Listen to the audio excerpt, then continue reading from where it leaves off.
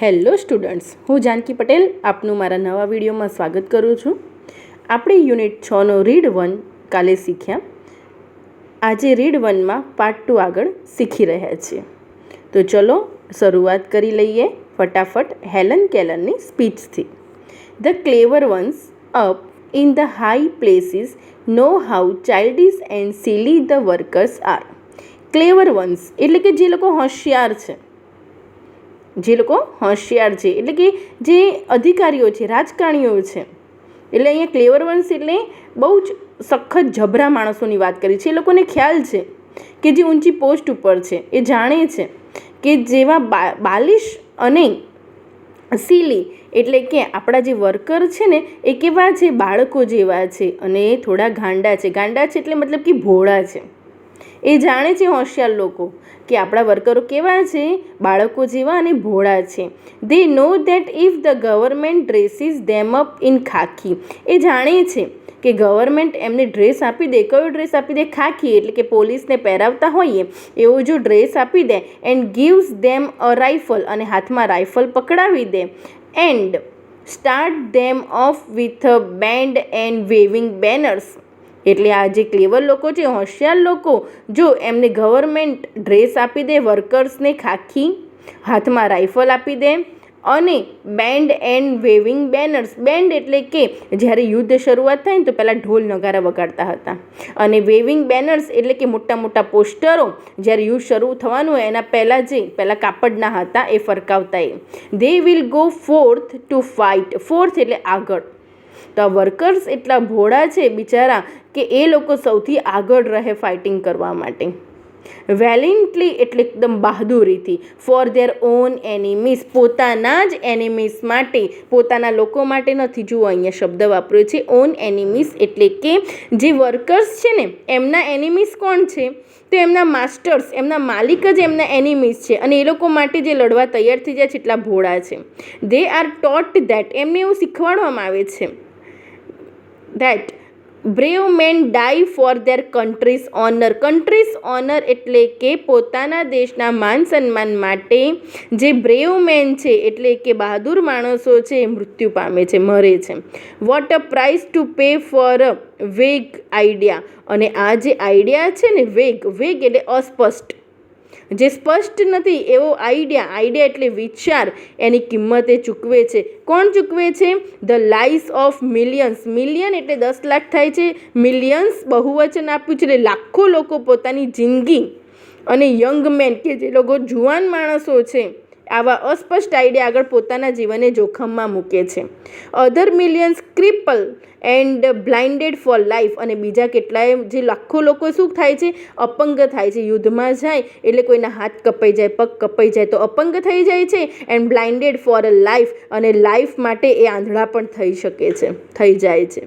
Existence made horrible for still more millions of human being. અને કેટલાય લોકોનું અસ્તિત્વ હોરિબલ એટલે ભયંકર બની જાય છે, લાખો માણસોનું અહીંયા ભયંકર બની જાય છે.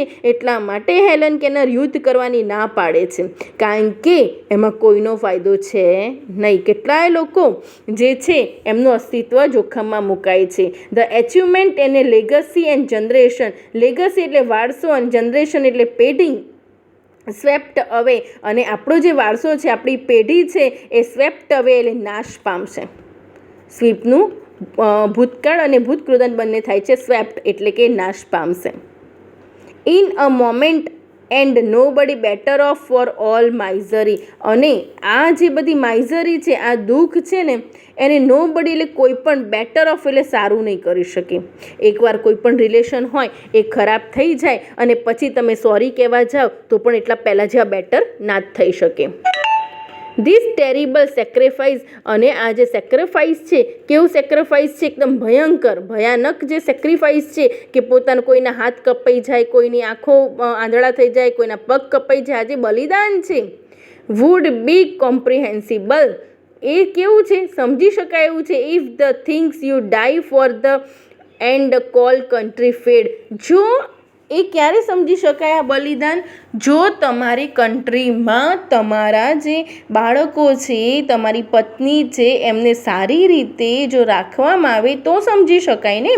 And call country fed clothes housed and warmed you. જો તમને સારા કપડાં, રહેવા માટે ઘર, સારું જમવાનું, education and cherished your children, અને તમારા બાળકોની સારી રીતે પરવરિશ કરવામાં આવે તો આ બલિદાન સમજી શકાય એવું હોઈ શકે છે. I think the workers are the most unselfish of the children of men. હું એવું માનું છું, હેલન કેલર કહે છે કે હું એવું માનું છું, જે આ માણસો છે ને, માણસો એટલે કોણ? વર્કર. એ કેવા છે? અનસેલ્ફિશ, એટલે કે નિસ્વાર્થ લોકો છે બિચારા. એમને કહીએ એટલે કામ કરે છે, રોટલા માટે એ કામ કરે છે, એના સિવાય એમનામાં કોઈ સ્વાર્થ હોતો નથી. તો આ જે માણસો છે, માનવ જાતમાં સૌથી વધારે જે વર્કર્સ છે ને, મોસ્ટ શબ્દ વાપર્યો છે, સુપરલેટિવ ડિગ્રી છે, એ સૌથી વધારે અનસેલ્ફિશ છે. શું બતાવે છે અહીંયા? શોઈંગ કમ્પેરિઝન બતાવે છે, મોસ્ટ યુઝ થયેલું છે. દે ટોઇલ એટલે કઠોર પરિશ્રમ કરે છે. And live and die for other people's country.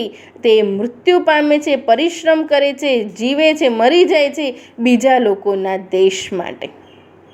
Other people's કોન્ટિનેન્ટ્સ એટલે બીજા લોકોના ખંડો, યુરોપ છે, એશિયા છે, બધા માટે મૃત્યુ પામે છે.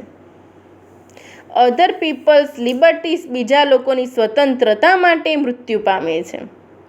એન્ડ અધર પીપલ્સ હેપીનેસ બીજાની ખુશી માટે મૃત્યુ પામે છે. આ વર્કરની વાત કરી છે, સૌથી નિસ્વાર્થ વ્યક્તિઓ છે, અનસેલ્ફિશ છે, જે લોકો મૃત્યુ પામે છે બીજાના દેશ માટે, બીજાના ખંડ માટે, બીજાની સ્વતંત્રતા માટે, લોકોની ખુશી માટે એ લોકો મૃત્યુ પામે છે. The workers have no liberties. એમને લિબર્ટી નથી, સ્વતંત્રતા નથી. They are not free. તેઓ ફ્રી નથી. They are compelled to work 12 or 10 or 8 hours day. એમને ફરજિયાત કમ્પેલ્ડ એટલે કામ કરવું પડે છે. દિવસના 12 કલાક, 10 કલાક, 8 કલાક, એક દિવસમાં આટલું કામ કરવું પડે છે. They are not free when they are ill paid. Ill paid એટલે કે બીમારની વાત નથી, ઓછું વેતન, કે એ કામ કરે છે એના પ્રમાણમાં એમને ઓછું વેતન આપવામાં આવે છે, છતાં પણ દે આર નોટ ફ્રી. તે ફ્રી નથી ફોર ધેર એક્ઝિસ્ટિંગ ટોઇલ. આટલું બધું એક્ઝોટિંગ લખ્યું છે, એટલે કે થકાવી નાખે એવો પરિશ્રમ છે, છતાં પણ એ ફરજિયાત કરવામાં આવે છે, છતાં પણ દે આર નોટ ફ્રી. છતાં પણ એ ફ્રી નથી. 12 ને 10 ને 8 કલાક કામ કરે છે, છતાં પણ એ ફ્રી નથી. ઓછું એમને વેતન મળે છે. જો લાલ અક્ષરમાં એટલા માટે જ લખ્યું છે ઇલ પેડ. એટલે ઇલ એટલે બીમારનો અર્થ નથી લેવાનું, પેડ એટલે ચૂકવવું. ઇલ પેડ એટલે ઓછું વેતન, એટલે કે ઓછો પગાર આપવામાં આવે છે, કામ કરે છે એના પ્રમાણમાં. આટલું બધું એ વ્યક્તિઓ છે સારા, છતાં પણ દે આર નોટ ફ્રી. એમની પોતાની કન્ટ્રીમાં આટલો સખત પરિશ્રમ કરે છે, છતાં પણ ફ્રી નથી. They are not free when their children must labour in mills. એમના બાળકોને ક્યાં કામ કરવું પડે છે? મિલ્સમાં કામ કરવું પડે છે. જો બાળ મજૂરી છે ને, ગુનો છે, છતાં પણ રોટલો કમાવા માટે એ લોકો મિલ્સમાં કામ કરે છે. એન્ડ ફેક્ટરીઝ, અને ફેક્ટરીમાં કામ કરે છે એમના બાળકો. ઓર સ્ટાર્વ, અને ના કરે તો શું થાય? ભૂખે મરે. સ્ટાર્વ એટલે ભૂખ મરો. જો એ લોકો લેબર ના કરે, મજૂરી ના કરે મિલમાં ને ફેક્ટરીમાં, તે ભૂખે મરી જાય છે.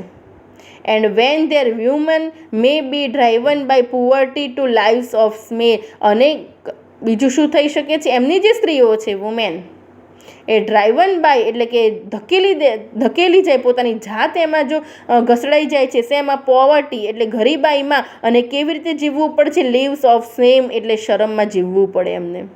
They are not free when they are clubbed and imprisoned because they go on a strike for a raise of wages and for the basic justice that is their rights as a human being.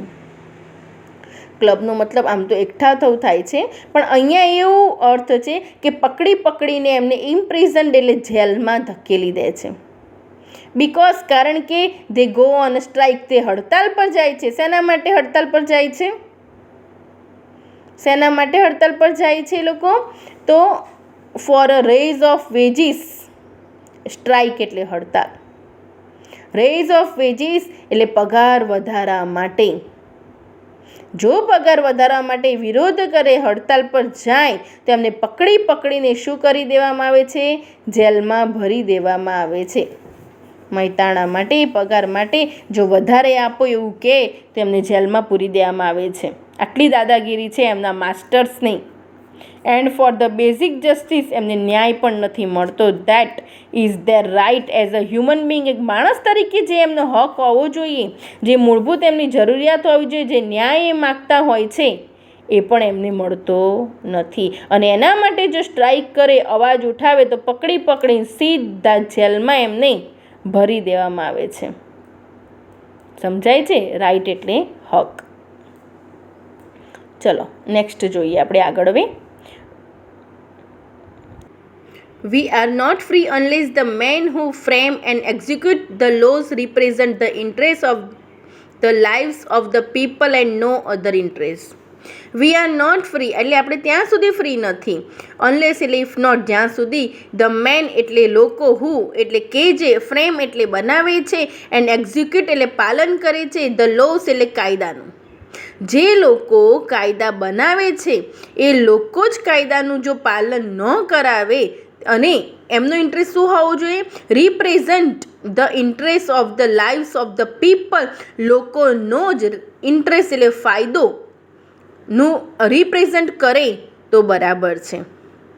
And no other interest એટલે કે બીજા કોઈનો ફાયદો એમાં હોવો ના જોઈએ, કોઈ પણ રાજકારણીનો એમાં ફાયદો હોવો જોઈએ નહીં. કાયદો બનાવો, કાયદાનું પાલન પણ કરાવું, પરંતુ એમાં લોકોનો જ ફાયદો હોવો જોઈએ. ધ બેલેટ એટલે કે મત આપવાનો અધિકાર જે છે, ડઝ નોટ મેક એ નથી બનાવી દેતો ફ્રી મેન, માણસને ફ્રી નથી બનાવી દેતો. આઉટ ઓફ વેજ સ્લેવ એટલે પૈસા આપીને ખરીદેલા ગુલામોને ફ્રી માણસ નથી બનાવી દેતો. There has never existed એવો ક્યારેય દેશ હતો જ નહીં. અ ટ્રુલી ફ્રી એટલે પહેલાં પણ ફ્રી દેશ હતો જ નહીં, અને ડેમોક્રેટિક એટલે લોકશાહી દેશ હતો જ નહીં. અત્યારે નહીં પણ પહેલેથી આપણો દેશ ક્યારે ફ્રી અને લોકશાહી હતો જ નહીં. એટલે કે તમે જુઓ, અમેરિકા અને યુરોપમાં જ સૌથી વધારે છે ને કાળા અને ગોરાનો ભેદભાવ થાય છે. એ આપણને આવીને સલાહ આપે છે, પણ ત્યાં જ સૌથી વધારે ભેદભાવ થાય છે. From time immemorial, men have followed with blind loyalty the strong men who had the power of money and of armies. From time immemorial એટલે કે જે પહેલાંના પુરાતન પુરુષોની વાત છે. have followed એ અનુસરતા હતા. with blind એટલે કે બ્લાઇન્ડલી, હે ને, અંધવિશ્વાસથી. જે પુરાતન પુરુષો હતા, અંધવિશ્વાસથી લોકો, લોયલ્ટી એકદમ વફાદારીથી કોને અનુસરતા હતા? એ લોકો અંધવિશ્વાસથી એકદમ એ લોકો બસ અનુસરતા હતા the strong man. Strong man એટલે જે લોકો મજબૂત છે, જે લોકોએ જોડે પાવર છે. શેનો પાવર છે? મનીનો. અને આર્મીસ એટલે બહુ બધું લશ્કર છે. જે લોકો જે પૈસા છે, જે લોકો મજબૂત છે, લશ્કર મોટું છે, એ લોકોને આંધળી રીતે આ ફક્ત મજૂરો પહેલાંના એમને ફોલો કરે છે. ઇવન વાઇલ બેટલફિલ્ડ એટલે કે યુદ્ધ ભૂમિમાં વેર પાઇલ્ડ એટલે ઢગલો થઈ જવું. યુદ્ધભૂમિમાં વ્યક્તિ મૃત્યુ પામે અને ત્યાં ઢગલાના લાશ થઈ જાય. High with their own dead પોતાની લાશથી, પોતાની બોડીથી. ઇવન વાઇલ એટલે કે જો કે they have tilled the lands of the rulers and have been robbed of the fruits of their labor. છતાં પણ એ શું કરે છે? they have tilled the lands એટલે કે એમની જે જમીન છે એને ટિલ્ડ કરે છે, એટલે ખેતી કરે છે, ખેડે છે, ત્યાં કામ કરે છે. ઓફ ધ રૂલર્સ એટલે માસ્ટર. જે રાજા હોય છે, જે માસ્ટર હોય છે, એમની જમીનને ખેડે છે, ભલે ત્યાં યુદ્ધના મેદાનમાં એમના લાશના ઢગલા થઈ ગયા હોય. એન્ડ હેવ બી રોબ્ડ પોતે લૂંટાઈ જાય છે. ઓફ ધ ફ્રૂટ એટલે કે જે એમની લેબર છે, લેબર એટલે એમની મજૂરીનું ફળ છે ને, એ પણ લૂંટાઈ જાય છે. મહેનત કરે છે, કામ કરે છે, ને એમને જે ફળ મળવું જોઈએ છે એ પણ એ લોકો માસ્ટર્સ લઈ લે છે. દે હેવ બિલ્ટ પ્લેસીસ, શું બનાવે છે? મોટા મોટા પ્લેસીસ બનાવે છે. પિરામિડ્સ, મોટી મોટી ઇજિપ્તમાં મને એ બધી જોઈ છે ને ત્રિકોણ આકારની એવી પિરામિડ બનાવે છે. ટેમ્પલ્સ એટલે મંદિરો બનાવે છે. કેથેડ્રલ્સ એટલે કે ચર્ચ બનાવે છે. That held no real shrine of liberty, શ્રાઇનનો મતલબ પણ મંદિર જ થાય છે. એટલે કે આ કઈ જગ્યાની વાત કરે છે? ઇન્ડિયાની વાત નથી કરતા, એ બહારના દેશની જ વાત કરે છે કે મોટા મોટા બિલ્ડિંગો, પિરામિડ્સ, ટેમ્પલ, ચર્ચ અને મંદિર અને ચર્ચ એવું જ થાય એ બધું બનાવે છે. As civilisation has grown more complex, પરંતુ આ જે સંસ્કૃતિ છે ને વધુમાં વધુ કોમ્પ્લેક્સ બની છે, જટિલ બનતી ગઈ છે. The workers have become more and more and slaves, slaves છે એ નાઉન છે, એન્સ્લેવ્સ ક્રિયાપદ છે. એટલે કે આ સંસ્કૃતિ વધુને વધુ કોમ્પ્લેક્સ બનતી ગઈ છે અને જે કામદારો છે ને વધુમાં વધુ એન્સ્લેવ્સ એટલે ગુલામ બનતા ગયા છે. એન્સ્લેવ્સ એટલે ગુલામ બનતા ગયા છે. Until today they are little more than parts of the machines, અત્યારે હાલમાં તો એ વધારે કંઈ નથી. શેનાથી વધારે નથી? તો મશીન્સ દે ઓપરેટ, જે મશીન હોય છે આખો દિવસ આપણે કામ કરે, મશીન 24 કલાક, એને આરામ ના હોય ને એવા જ હવે મજૂરો થઈ ગયા છે. દે ફેસ, સામનો કરે છે. શેનો સામનો કરે છે? ડેન્જર્સ. ડેન્જર્સ એટલે કે મજૂરો એવું કામ કરે છે ને કે જે જોખમવાળું છે. રેલ રોડ્સ એટલે કે જે રેલગાડી હોય ને એના રોડ બનાવે છે. બ્રિજ એટલે પુલ બનાવે છે. સ્કાય સ્કીપર એટલે મોટી મોટી ઇમારતો બનાવે છે. ફ્રેટ ટ્રેન એટલે કે માલગાડી બનાવે છે. સ્ટ્રોક હોલ્ડ એટલે કે પહેલાંની જે ગાડીઓ હતી હે ને ટ્રેન કે જેમાં કોલસા નાખવાના હતા એ મજૂરી કરે છે. સ્ટોક યાર્ડ એટલે કે જ્યાં પશુઓ ઢોર બાંધતા હોય ને ત્યાં કામ કરે છે. And training at the docks એટલે કે સમુદ્રની ઉપર જે શીપ હોય છે એમાં એ કામ કરે છે. On the railroads and the underground, રેલમાં અંડરગ્રાઉન્ડ એટલે કે જમીનની અંદર કંઈ ખોદકામ કરવાનું હોય તળાવોનું કે એમાં. ઓન ધ સીઝ અથવા તો દરિયા પર. આ બધી જ જગ્યાએ એ લોકો કામ કરે છે, મહેનત કરે છે અત્યારે. અને શું કરે છે? જોખમ ખેડે છે. They move the traffic and pass from land to land, એ શું કરે છે? ટ્રાફિકને પાસ કરે છે. The precious commodities that make it possible for us to live, અને જે રોજબરોજની જે આપણી પ્રિસિયસ એટલે મહત્ત્વની જે જરૂરી કિંમતી વસ્તુઓ હોય છે ને આપણે જીવવા માટે, તે આપણા માટે પોસિબલ બનાવે છે. And what is the reward? Reward એટલે બદલો. અને એમને બદલામાં શું મળે છે? અ સ્કેનિટી વેજ. શું મળે છે? એકદમ ઓછો પગાર. એ લોકો શું કરે છે?